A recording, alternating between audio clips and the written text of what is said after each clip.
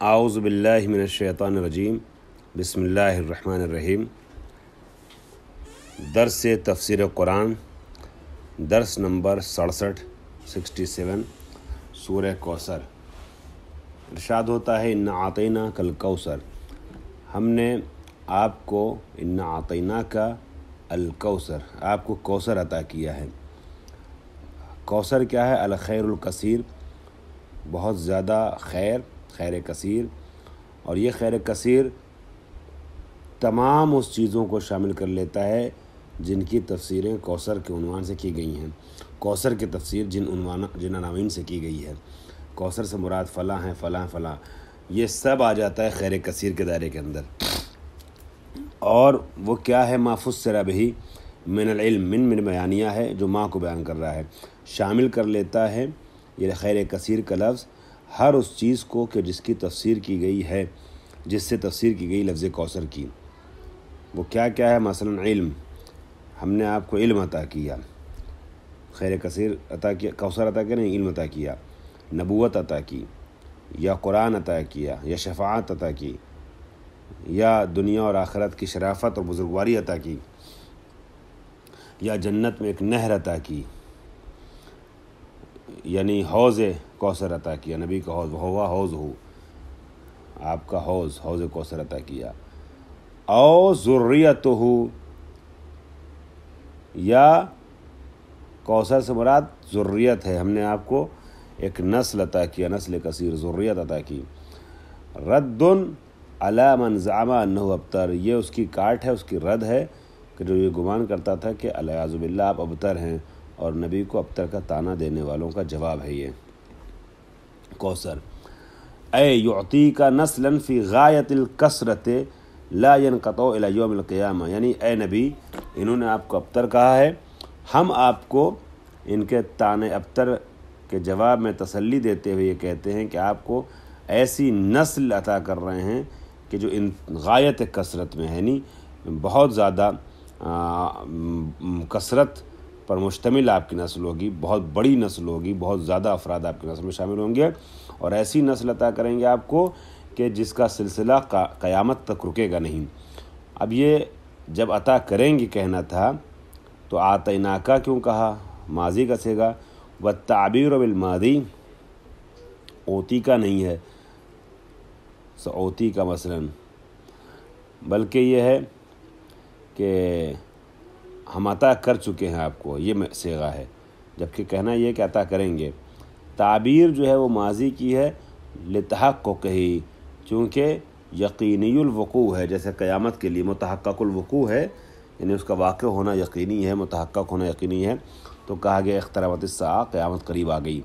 اسی طریقے سے تحقق وقوع کی بنیاد پر وقد وقع کل ذالک، اور یہ ساری چیزیں نبی کے حق میں واقع ہوئیں، کما اخبرا، جیسا کہ کما اخبرا، جس چیز کی خبر دی گئی ہے، وکثر نسلہ، اور آپ کی نسل بھی کثیر ہوئی، یعنی آپ صاحب علم بھی تھے، صاحب نبوت بھی تھے، صاحب قرآن بھی تھے، صاحب شرافت بھی تھے، صاحب شفاعت بھی تھے، صاحب حوض کوثر بھی ہیں، اور آپ کی نسل جو ہے وہ بھی کثیر ہوئی۔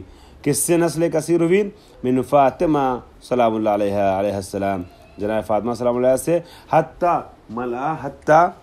ملأ اقطار العالم، یہاں تک کہ دنیا کے گوشے گوشے بھر گئے، پر ہو گئے آپ کی اولاد سے، یعنی آپ کی اولاد جو ہے وہ دنیا کے ہر علاقے میں پائی جاتی ہے۔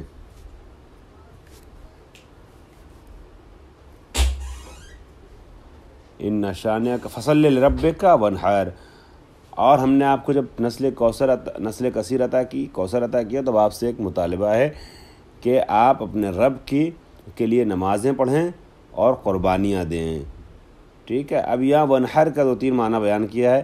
وانحر البدنا، یعنی قربانی دیجیے، بدن یعنی جانور، قربانی جانور کو بدن کہتے ہیں۔ حج کے مسائل میں بھی اس کا ذکر ہوتا ہے، قرآن میں بھی آیا ہے حج کے لیے، قربانی کے لیے لفظ بدن۔ تو وانحر البدنا، آپ نماز پڑھیے اپنے رب کی اور قربانی دیجیے۔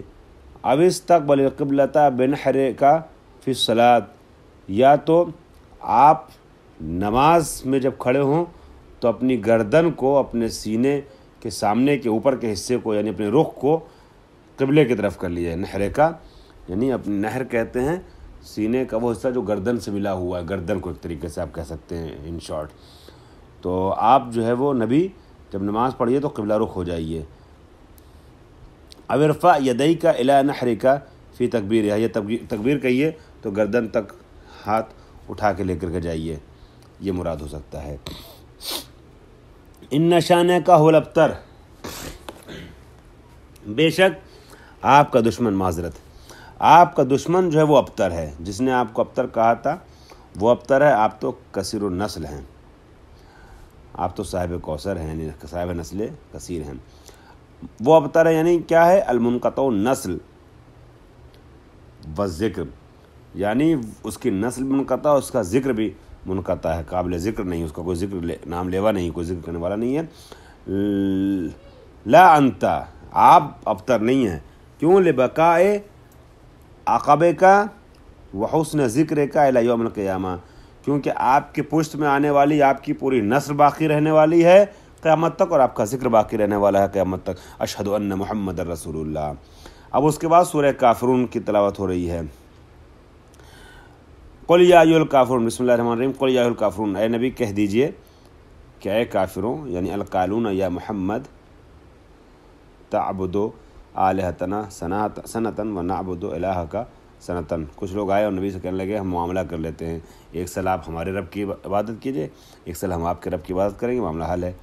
تو آواز آئی کہ ان سے کہہ دیجئے کہ جو یہ کہتے ہیں کہ تم میری عبادت کرو ایک سال, ہم تمہارے رب کی عبادت کریں ایک سال, تم میرے رب کی عبادت کرو ایک سال, ان سے کہہ دیجئے لا اعبد فی المستقبل, ہم عبادت نہیں کریں گے آئندہ کبھی بھی تمہارے رب کی, اس کی کہ جس کی تم عبادت کرتے ہو, یعنی پوجا بتوں کی. ما تعبدون من الاسنام, جن اسنام کی, جن بتوں کی تم پوجا کرتے ہو, اس کے ہرگز کبھی عبادت نہیں کریں گے مستقبل میں. ولا انتم عابدون فی المستقبل ما اعبد, اور نہ تم اس کی عبادت کرو گے جس کی ہم عبادت کرتے ہیں. معبودی وهو اللہ وحدہ, تم میرے معبود کی یعنی اللہ کی بات نہیں کرو گے, ہمیں پتہ ہے تم سرسخت دشمن ہو, ضدی ہو, جن سے گفتگو ہو رہی ہے. وَأُتِيَ بِمَا دُونَ مَنْ لِقَصْدِ الصِّفَتِ, یہ جو اللہ کے لیے نبی نے فرمایا ما عابدو, جس کی میں عبادت کرتا ہوں, تو اللہ کے لیے من آنا چاہیے تھا نا. ولا انتم عابدون ما اعبد, اور تم اس کی بات نہیں کرو جس کی میں عبادت کروں. تو جس کی یعنی خدا, تو خدا کے لیے من آنا بہتر تھا. یہ ما کیوں آیا ہے؟ ان کے لیے آیا تھا ما تعبدون, وہ تو ٹھیک ہے پچھلی والی آیت میں لا اعبد ما تعبدون, چونکہ ان کے جو ہے وہ غیر ذوی العقول تھے, ان کے معبود جس کو پوجا کرتے تھے بت تھے, بت کے لیے ٹھیک ہے ما کا لفظ آیا ہے. یہ عربی گرامر کی لحاظ سے گفتگو ہو رہی ہے, ادب کی لحاظ سے گفتگو ہو رہی ہے, لیکن ذوی العقول کے لیے ما نہیں آتا, من آتا ہے. تو اللہ کے لیے من آنا چاہیے تھا, من عابدو. کیوں ما آیا ہے؟ کیوں؟ اس کی وجہ لقصد صفت, صفت کو کا ارادہ کیا گیا ہے. کانہ قیلا, گویا ایسے کہا گیا ہے لا اعبد الباطل ولا تعبدون الحق, میں بطلان اور حقانیت یہ صفت ہے, میں باطل کی عبادت نہیں کروں گا اور تم حق کی عبادت نہیں کرو گے. اور اتباق یا مطابقت کے لیے آیا ہے, پہلے چونکہ ما آ چکا ہے ما تعبدون, تو ما عبود آ گیا ہے تاکہ دونوں مطابقت ہو جائے. ولا انتم عابدون, اب یہ تو پچھلی بار جو عابدون آیا تھا یہ تکرار ہے نا, وہ مستقبل کے لیے تھا, تم مستقبل میں عبادت نہیں کرو گے ہمارے رب کی, ٹھیک ہے. یہاں حال کے لیے کہا جا رہا ہے ولا انتم عابدون, اور حال میں ابھی تم عبادت نہیں کر رہے ہو ما عابدو, اس کی کہ جس کی میں عبادت کرتا ہوں. ایک قول تو یہ, دوسرا قول کیا وقیلا الاول الحال, یہاں ایک قول ہے کہ جو ما تعبدون ولا انتم عابدون ما عبد, ٹھیک ہے. ایک بار عابدون پہلے آیا, دوبارہ پھر یہاں عابدون آیا ولا انتم عابدون ما عبد. تو ایک قول یہ ہے کہ پہلا والا جو ہے وہ مستقبل کے, دوسرا والا حال کے لیے. دوسرا قول یہ ہے کہ الاولان للحال, پہلے والے جو دو آئے ہیں عابدون وہ حال کے لیے ہے, والاخیر للاستقبال, اور جو آخری والا آیا ہے انتم عابدون یہ مستقبل کے لیے آیا ہے. یہ دو الگ الگ نظریے بیان کیے گئے ہیں. بہرحال تو قرآن کہتا ہے کہ تم ہماری رب کی عبادت نہیں کرو گے اور ہم تمہارے رب کی عبادت نہیں کریں گے. تم جس کی پوجا کرتے اس کی عبادت نہیں کریں گے. لکم دینکم ولی دین، تمہارا دین تمہارے ساتھ، ہمارا دین ہمارے ساتھ. یہ ہے سورہ کافرون جس کا ذکر مکمل ہوا مختصر. اب اختصار کے ساتھ ہی تفسیر کر لیتے ہیں سورہ نصر کی. سورہ نصر جو ہے اس میں 3 آیتیں ہیں، مکی سورہ ہے، انہوں نے تحریر کیا مکی سورہ ہے. لیکن یہاں ایک نقطہ میں آپ کی خدمت میں عرض کروں گا، اس کے پہلے پڑھ لیتے ہیں کتاب سے، اس کے بعد دیکھتے ہیں کتنا ٹائم رہتا ہے اس حساب سے. اذا جاء نصر اللہ، بسم اللہ الرحمن الرحیم. اذا جاء نصر اللہ، جب آ گئی، ماضی کا صیغہ ہے، جب نصرت آ گئی خدا کی، ایاک علی اعدائک، اے نبی آپ کے لیے آپ کے دشمنوں کے خلاف نصرت اللہ کی آ گئی، والفتح اور فتح حاصل ہو گئی، یعنی فتح مکہ حاصل ہو گئی. ٹھیک ہے. وہذہ بشارتن، اب دیکھیے اوپر سورہ کے اوپر لکھا مکیتن، یہ سورہ مکی ہے. تو جب مکے میں نازل ہوا ہے اور ابھی نبی مدینے میں نہیں گئے ہیں، اور مدینے میں جب نبی 8 سال رہ چکے ہیں تب سن 8 ہجری میں فتح مکہ ہوتی ہے، تو ابھی مکے کے آخری ایام میں تب بھی 10 سال بعد فتح مکہ ہوگی.